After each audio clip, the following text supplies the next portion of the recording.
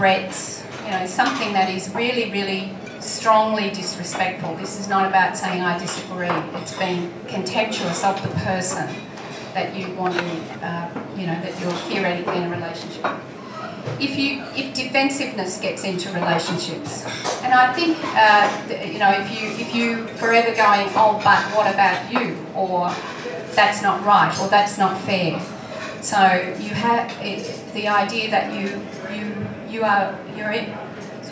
you're trying to be influenced. You're open to be influenced by the people you love. And if all you find yourself doing is no, that's wrong, that's not fair, or what about you, that's another sign of trouble. That needs to stop. Criticism, constant criticism of the other person. Again, no room for appreciation, constant criticism. Stonewalling, so that idea that I'm not talking, it's better, I'm not saying anything, it's too hard, so I'm going to really avoid, I'm not speaking. I'm going to disengage and disconnect. And finally, blame. I mean, blaming,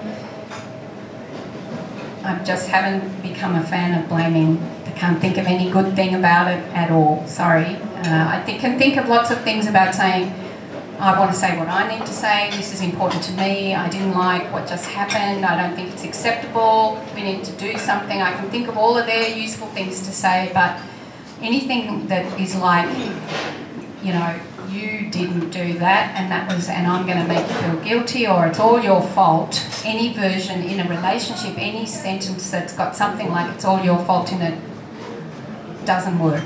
We can't. You know, I know you'll probably all have some sense of that being right. It's very lovely to be able to say it's all your fault and I didn't do anything wrong.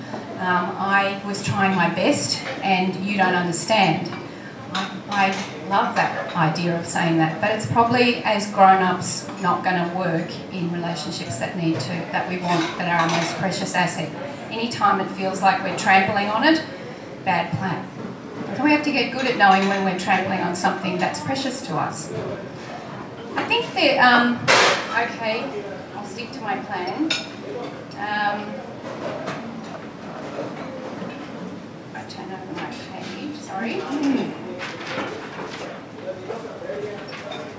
So, back to the de-stressing, the boiling point. I've talked about the culture of appreciation, and I think I know that our topic is how to do it as individuals, but like John has, I think probably everybody, nobody lives alone, and so all these ideas about we need to also bring this culture of appreciation to ourselves, to make sure we know what is good for us, what our early warning signs are, and then we need those skills of talking to our partner. I think I've said that. The last point is just to let you know about some of our services. So I've talked about counselling.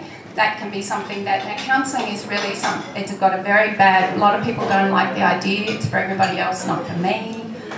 It means that I'm a failure, that I wasn't coping. What can another person tell me that I don't already know?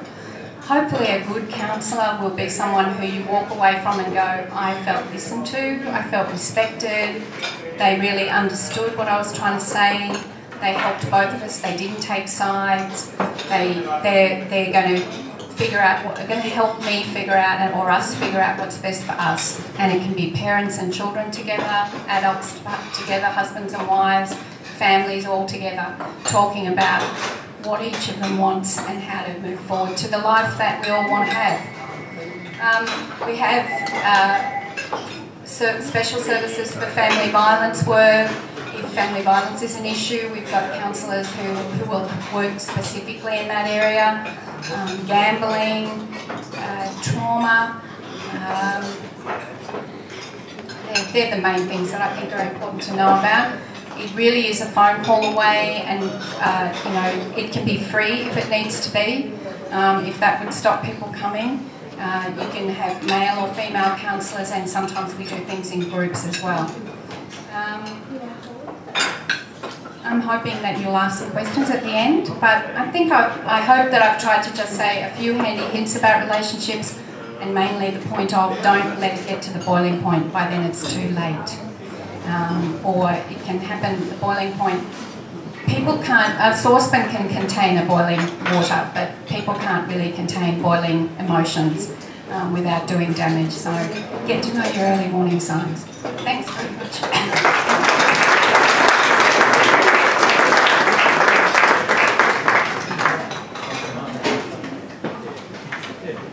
Thank you very much, Mary. Thank you. Some incredibly helpful things in there. I'm sure you'll all agree. Personally, the message of avoiding getting to the boiling point is something that I need to be constantly mindful of, and I also kind of like, it resonates with me because of my fear of cooking, so I quite like that. I agree. Saucepans aren't even that good, I don't think, at containing boiling water. They don't seem to contain them for me, so I will certainly take that away. And also, the 5-to-1 ratio is good. I can't say I've heard that often before, and I think that's kind of nice and something neat and practical that you can work with.